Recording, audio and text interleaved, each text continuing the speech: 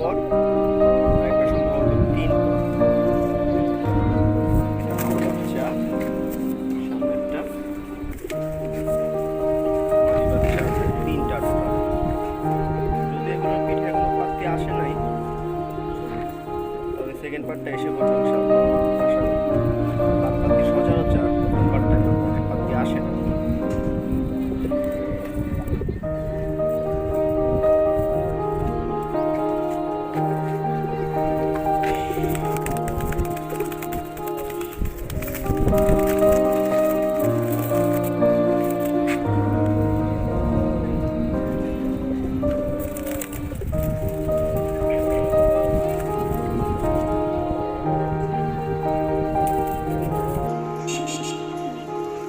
এই হচ্ছে লাল পাত্তির থার্ড টাইমের বাচ্চা।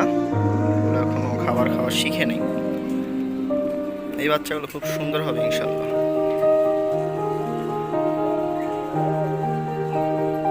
ছোটবেলা থেকেই পাখি পাত্তি আসছে দুইটারই।